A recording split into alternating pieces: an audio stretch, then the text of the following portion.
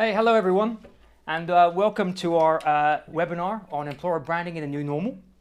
We're really excited to share some insights, but also some further information, some tips maybe for you on employer branding in this new normal and this challenging time that we're facing. And just to let you know, this will be recorded, this webinar will be recorded.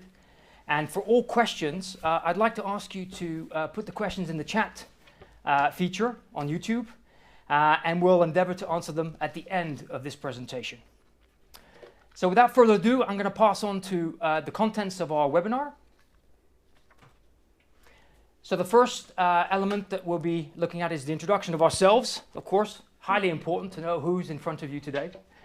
Then we're going to talk more about the 10 ways to manage your brand in times of uncertainty. We're going to look at the study methodology as well. So the Randstad Employer Branding Study Methodology, some Swiss insights and highlights for you. We're going to end with the top employers in Switzerland. And finally, hopefully, we're going to be able to answer your questions. So without further ado, let's move on to introductions. So my name is Olivier Landerer. I'm the Operational Director for Randstad In-House and HR Solutions for Switzerland. I've been working for Randstad for the last 12 years. I'm really passionate about employer branding, and throughout my career, which I can tell you is a long one, these things are really highly important to us. And more importantly is how you attract, retain, and develop talents for the future. But enough about me. Let me go to my colleague Matti. Matti, over to you. Thank you, Olivia. Hello, hi, good afternoon, everyone. My name is Matti Sommer. So I have been working in HR professionals as a HR for so many years. And now I'm the account director for Merck Switzerland and Merck France. So our goal is to ensure our services effectively to our client. So we have regarding our employer branding, our key stakeholders like talents, employees, clients and customers, they will never forgive, neither forget if you are not authentic. Authenticity is the key word today. Very good, Matti. Excellent. And it's really the important message for us to know, be authentic. There are 10 ways to manage our brand in terms of uncertainty. We will go through one by one, but for you, the most important as well for you to know, please keep your values and promises and take the opportunity to learn German or different skills. Take the opportunity to upskill and reskill during this time. And don't forget, coach the people who goes. Unfortunately, during this time, this is the reality in the world. We will have to let some people go. So take this opportunity to coach them. Thank you. Oh. And be transparent. Be completely transparent and direct and honest with your employees. Share company strategy that people that trust you, they know the reason why. Let them know that what you are facing in this difficult moment. Let them know openly what may happen in the future. During this time, many of our employees, they have fear, many of yours as well. They have the fear of losing jobs, like everyone. So this is the good time really to build the trust of your own employees. And the second one is endure together. Leaders, like in 2008, what happened in the recessions, it shouldn't happen like this. Leaders should walk the talk. Meaning that if you ask them to sacrifice, they have to be ready as well to sacrifice. As you know, more we are taking the physical distance, more connections we need. So the HR and as well executives, this is the time to be with them together in the company, at least virtually. And the point number 3, adapt your tone of voice. Adapt your communication. If you are too formal, this will create some distance. So if you are at home, if your kid or your pets, they pass by accidentally, just show them, introduce them during the meeting. That's very important to show your humanity, bring this humanity during this workplace. For example, I have been talking during this lockdown with my dear colleague, Margaret, and I was like, "Hi, Margaret, how are you doing?" And my kid, 6-year-old kid, she started imitating me, mimicking me for so many weeks with my voice. I find it very funny, but I couldn't hear my voice anymore. And so it is important. It is nothing harm not showing your authenticity and honesty during this time. Absolutely. I totally agree. I think authenticity is the key to this. Yeah, that's true. Do you have any example, like your kid shouting at you? Oh, I've had that, and pets walking across a keyboard at the time when you're on a call. It happens. Yeah. It happens. That's true. So be yourself.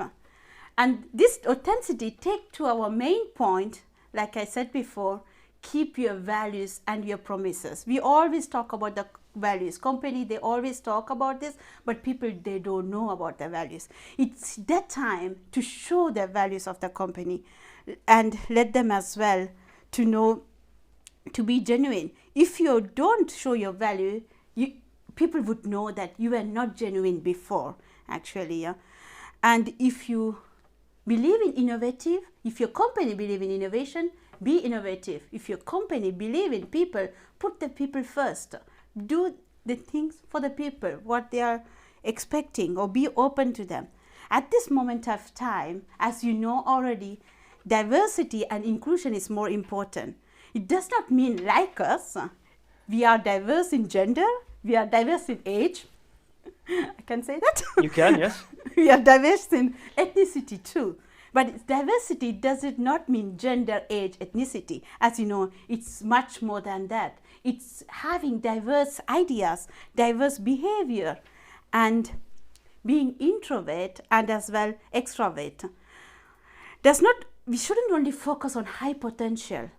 Look at the introvert. The introvert in your company, they can bring so many creative ideas. Focus on them as well. Just don't focus on the high potential. Yeah, and just to point to that one, I think one of the things which is key is also that whatever you do inside your organization has an impact on the outside.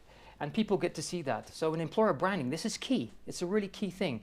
So whatever you do inside, make sure that you show it on the outside. Mm-hmm. And the fifth point is be relevant. Be relevant, update. There are many companies we have seen, they have updated their social media during this time, and some of them they have not updated. It is important to really update on the social media or in your career website what is now happening and what is in the future as well. If, for example, if you want to recruit a tech talent, you should not, if you don't update the tech agility, you will struggle to attract them. So Oli is going to take over the next 5 points. Sure, thank you, Matti. So when we're looking at the element, and Matti mentioned this before, you've got these two categories. People that are leaving the organization, people that stay in the organization. Those that stay in the organization, particularly today, which is really pertinent after the COVID and what we're going through today. It's important that you also work with them and you coach and you guide them. They're going to be going through the guilt. They're going to be going through fear. They're going to be going through the gratitude elements. But those are the things that are really important to note is, reassure them, support them, be there for them, because that is also the part of authenticity. Also, don't be afraid to over-communicate. One thing that we noticed, particularly here in our own company, was the fact that you could not over-communicate during this time. And I think it's really important that you keep people abreast of what's going on in the market, what's also going on within your organization, and helping people to cope with the uncertainty and what's going on. And finally, I think don't just listen to what they say and how they say it, but acknowledge the emotions and also get those things out and also show your compassion and your authenticity towards them as well.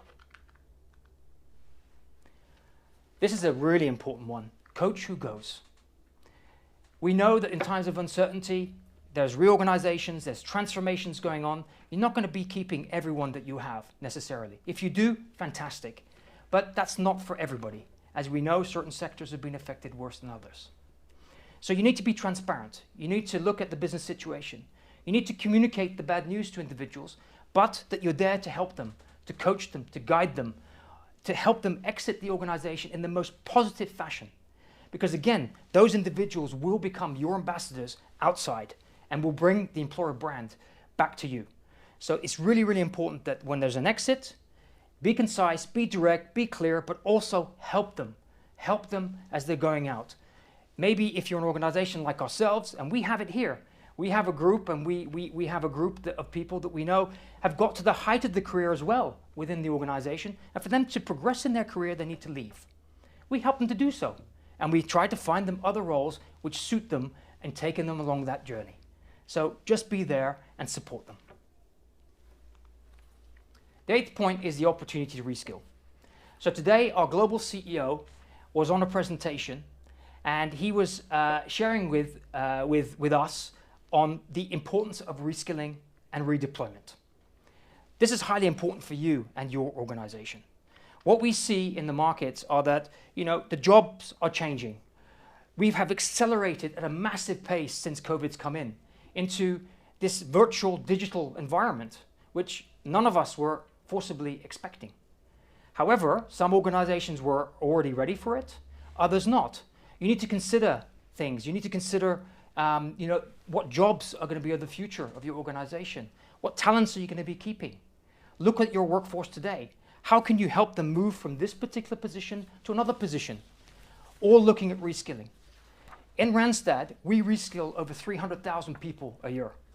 This is something that we make a promise towards. And I truly believe that if we're going to make societies better and we're going to move forward, then we ourselves, both companies, employees, everybody, need to go into this direction and help each other to reskill for the future. Mm-hmm.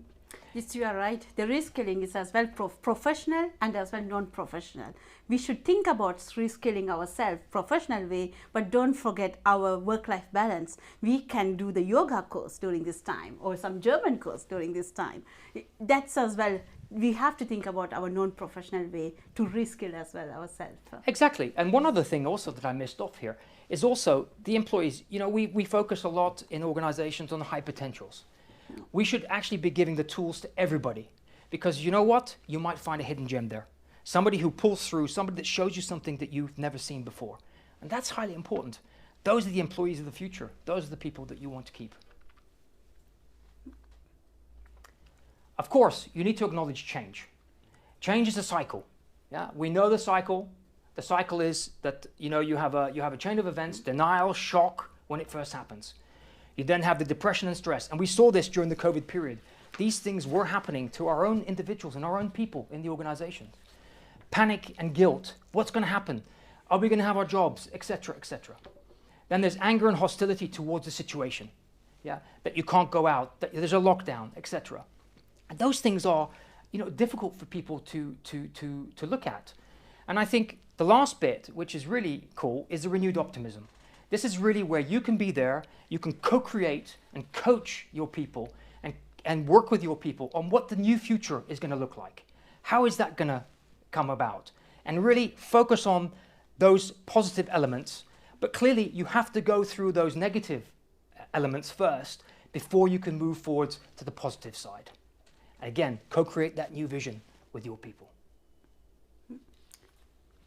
And last but not least, is actually take the opportunity to innovate.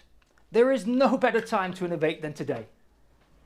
We, since March, have been in a situation where some companies have continued working, some have completely stopped, some people are working from home, some people are working dual sites, etc.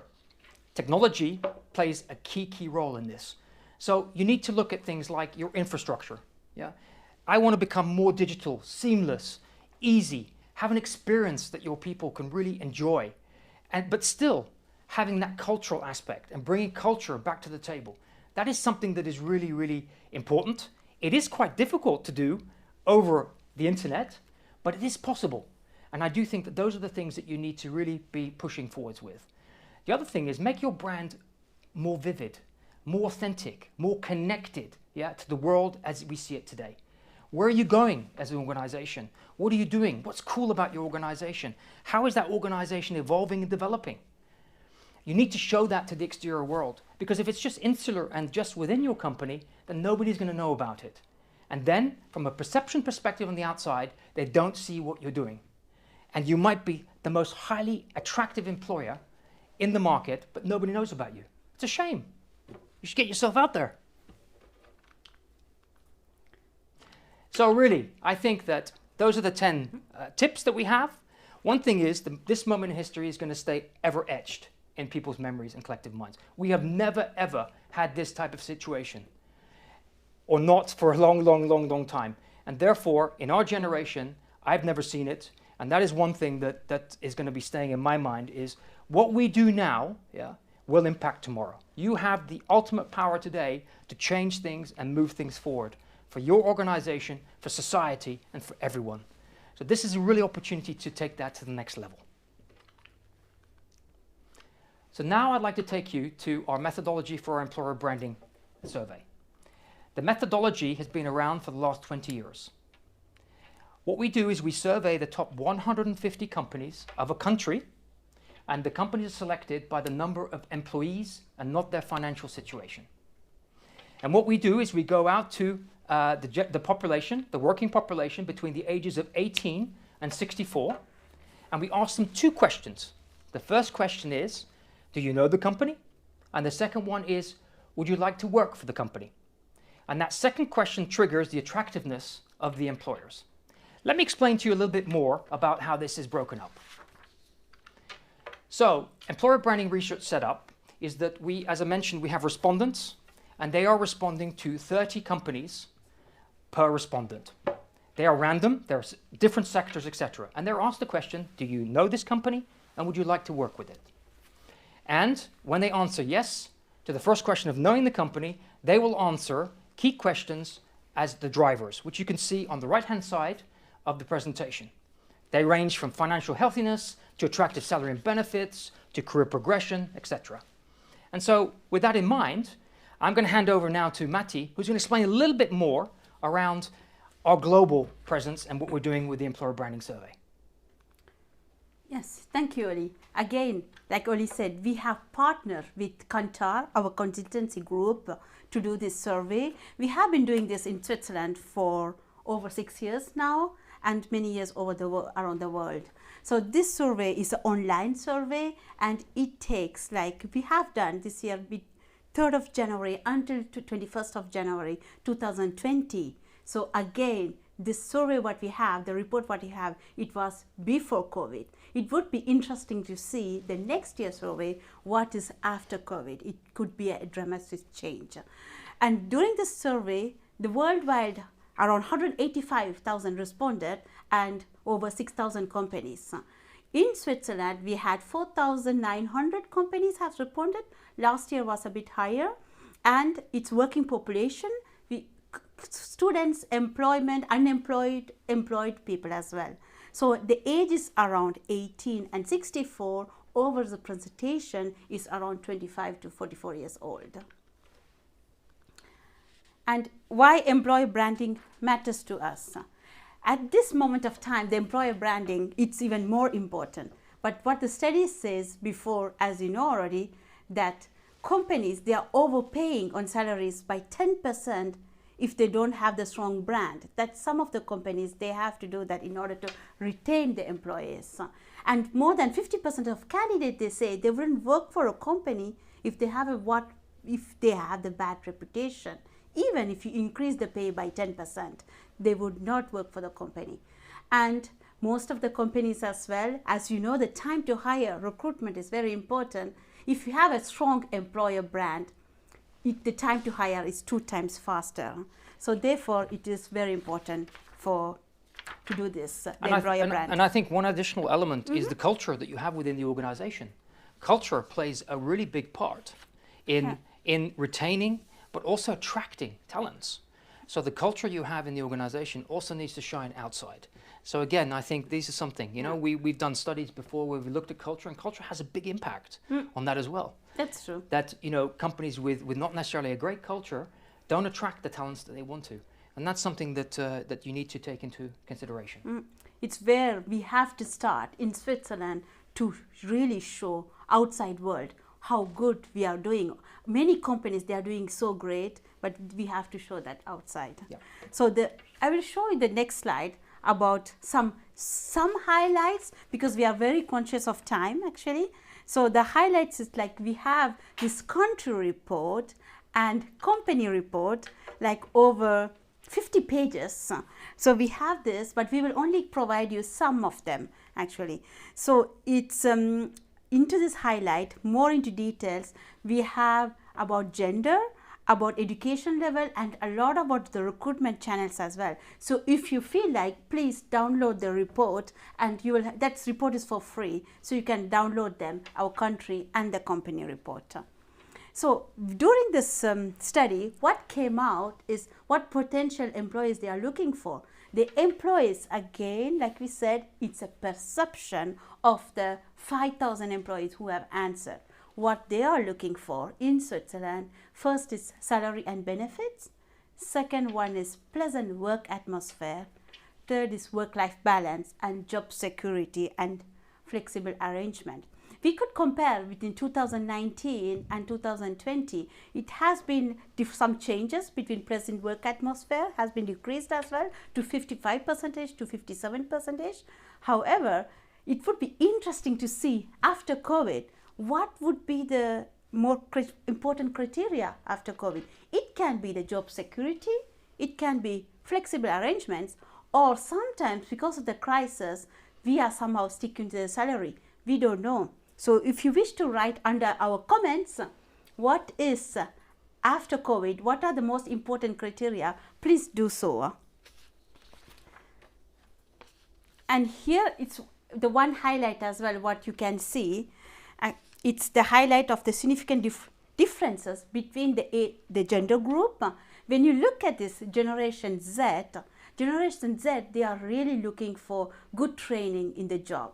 So therefore, we have been talking about training, upskilling, reskilling. It is important. And Generation Y, they are looking for good work-life balance. Compared to Generation X, they have the kids, the family, and as well they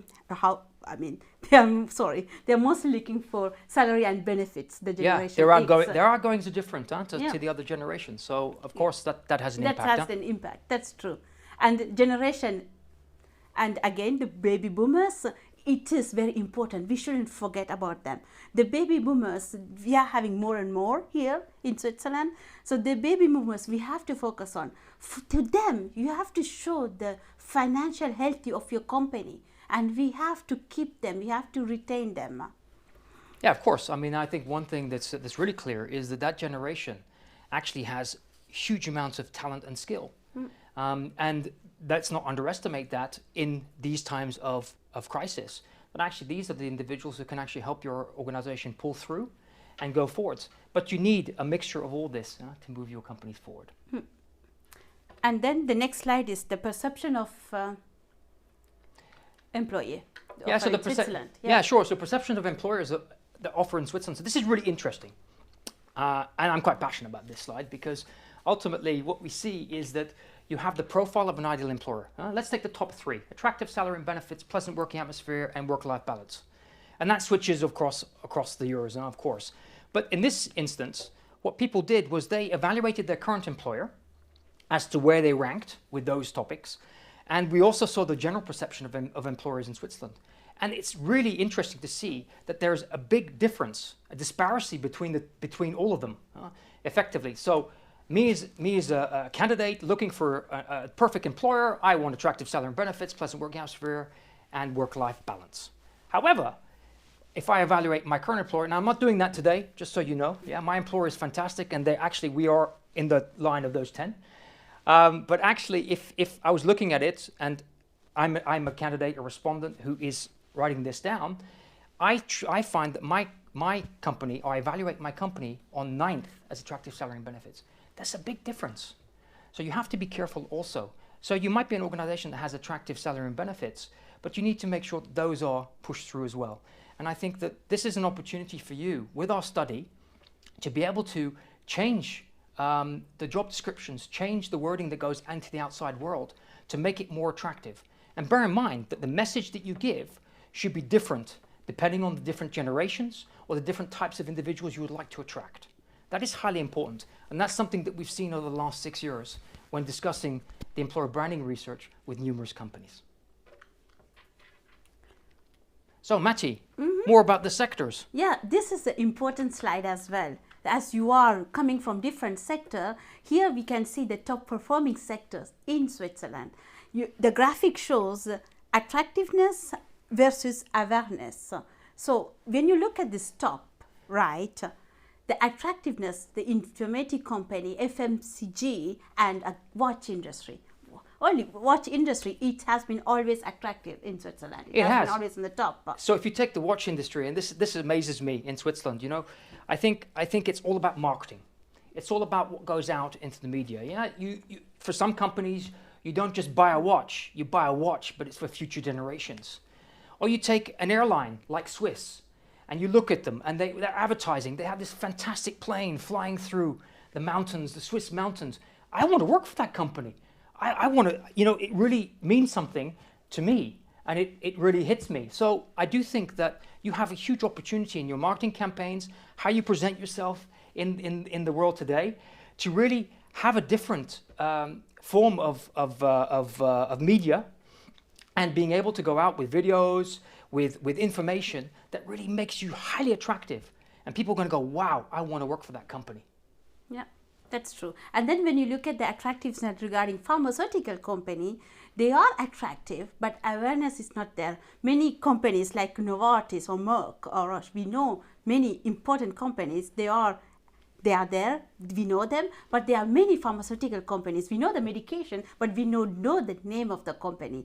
Therefore, the awareness is not there where we have to really market that. And as well, retail. We know many retail companies, but the attractiveness is not there. But now they are retail people working there. They are our heroes. They are our heroes, absolutely. During COVID, I think absolutely. You know, all the online and all the retail shops. And really thanks to them for keeping us going and keeping the economy going. Yeah, and thanks to the doctors too. Exactly. And the top employees. So we have been running the studies. We have been awarding always the top employees in Switzerland. So Oli, can you tell us who are the top employees in Switzerland in 2020? Sure. So this is very exciting for me. So the top employers of Switzerland are. There's music. There's no music. I apologize for that. We didn't put any music here, but here you go. Here are the top employers of Switzerland. So interestingly enough, what you do see is, again, the watch industry, no surprise. No surprise there at all. I think that you see that number one is Patek Philippe. So the example I mentioned, you buy a watch, not for yourself, but for future generations, that comes from them. That's really their way of marketing. Swiss International Airlines, I already explained. Rolex. What you do see, which is really interesting, is these are Swiss companies. So the Swiss population vote for the Swiss companies. And that's highly interesting. And we see that a lot in our study. What you do see on the right-hand side is the top 10 employers of 2019. And you can see a shift in the top 3, but there are some companies that have fallen out of the top 10. And that is also could be anything to do with the type of press that's going on in the market at that particular time, positive, negative, etc., has an effect on your brand. So be aware of that, because those things are really, really important to take into account when you're looking to attract your current and future employees. So we're coming to the end of our presentation. And last but not least, of course, we want to go to have a look at your questions, if you have any. So I will just go across. So I'm just going to go to Katja. Katja, have we got any questions? Yes, we got so far one question, and it's, do you think employer branding should be done by the marketing team or the HR? Who should be responsible for it? Yeah. It's a good question, Katja. I have to say the employer branding, from my perspective, only perspective might be different, but this has to come from both parties. The employer branding, it has to come from the HR as well, and as well marketing. Therefore, we have to collaborate together in order to be in the market outside. Yeah, I totally agree. I think one of the things that's highly important is that for a company, it's the combination of both. It's the ability to present yourself out in the market through your own advertising as an organization, but also I think as HR, we have a duty to make sure that everything, the authenticity piece, the way we look after our employees, the way we look after the onboarding of new employees, the exit of people is highly important. And that has an importance to your employer branding. Really good question. Thank you. Yeah. Any other questions? Yeah, another one. How will COVID impact the ranking of the top 10 companies?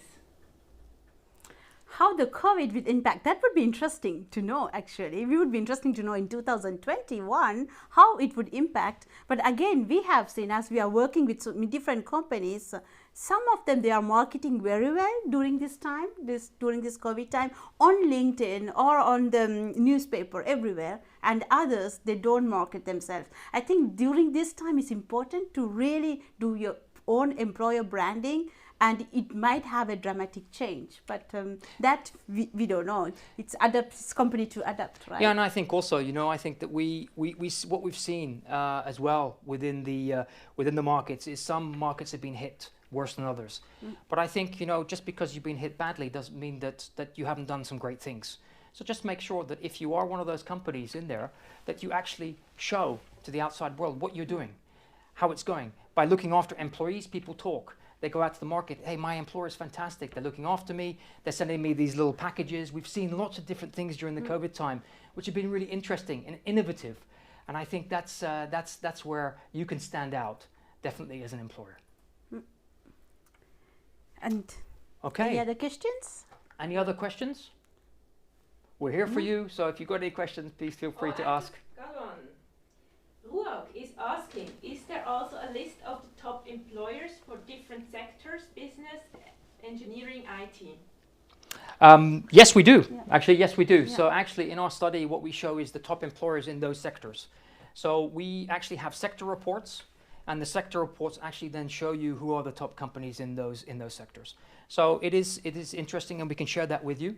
You have the opportunity to download the employer branding survey for free, and also ask for sector reports. So please feel free to do so. Yeah, it's true. As this presentation has been recorded, we will send you the recordings to you as well, and you have all the 10 key points to take off. Again, it's up to you and your company to adapt what is good for you, what fits to your organization, I would say. Yeah. Exactly. Do we have any more questions, Katja? No, that's it. Okay. Okay.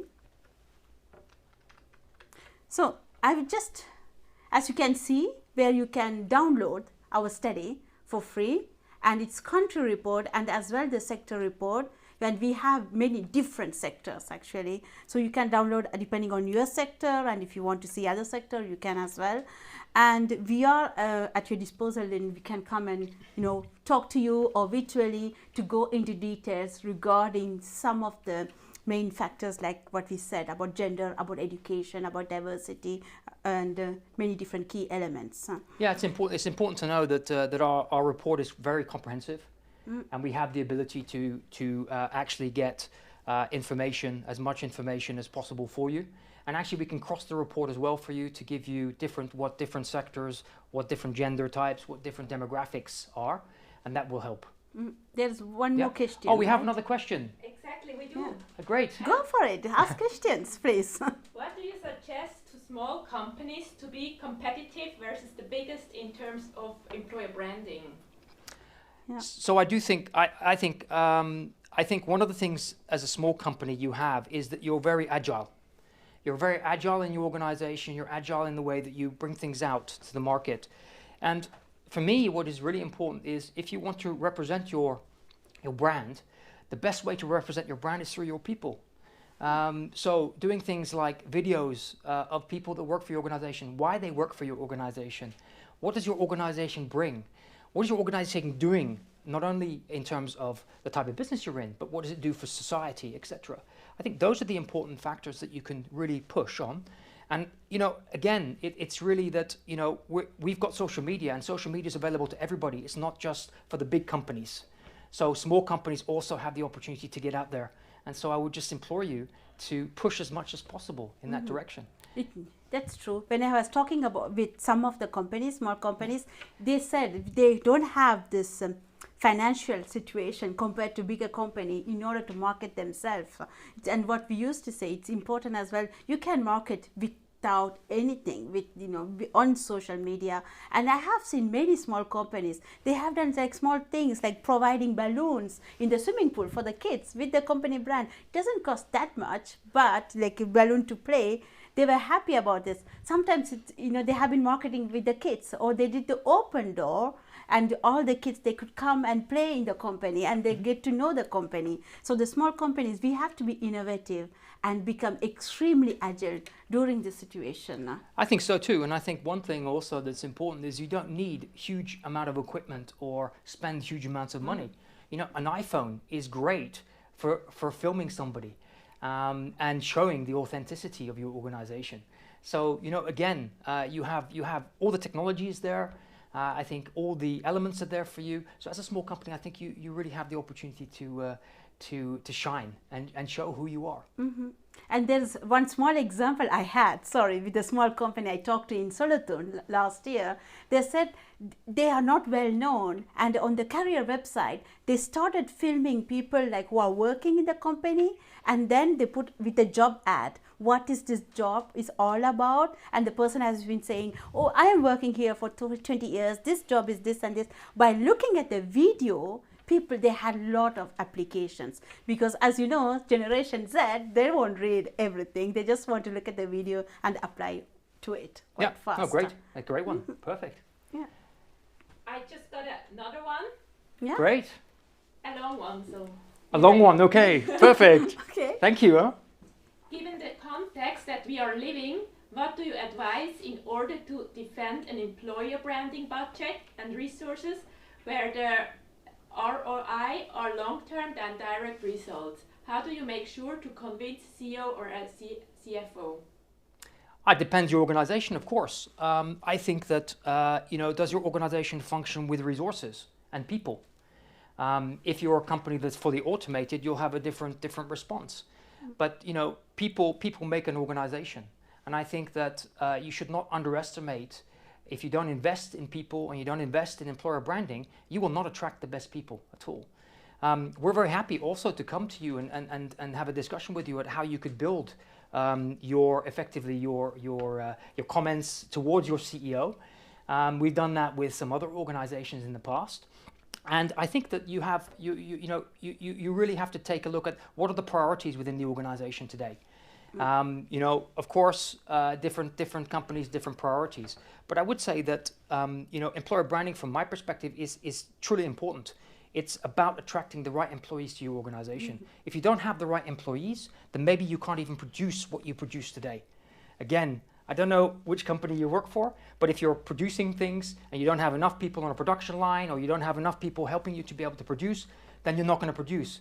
Therefore, your company's not going to be successful. Mm-hmm. So I truly believe that people make businesses, as much as innovation, as much as the creativity and the talents that you have around. Mm. I will be cheeky there, actually. Yeah. If you want to really talk to your CEO or CFO, might be very difficult, because CFO have the power. Please download our employer branding report. If you download the sector report, and you will have over 50 pages into details, there you can go to the CFO and really show them, if you want in your company, for example, the criteria is the pleasant work atmosphere where you have to improve. With this report, you can see why and the reason behind, and you can do simple things in the cafeteria. And as well, some companies I have seen, they do really a cool break room, a smaller company, again I'm talking about, with like different sofas, that they have these different feelings and different atmosphere. So if you want something in paper, download it and you can negotiate with your CFO. Great. Okay. So I think we've come to the question. So Matti, you want to wrap up? Yes. Thank you, Ali. Thank you for everyone to listening to us and as well contacting us. Again, as we said, we will send you the recording, and I would like to have really big applause, a big thank to Katya, our marketing department. Without marketing, we can't be anywhere. Katya, and as well Chris, our as well marketing department, who has been helping us and supporting us to do this event. Actually, our webinar. Yeah, we hope it's been useful for you. And again, if there's any questions or you have questions afterwards, please feel free to reach out to us.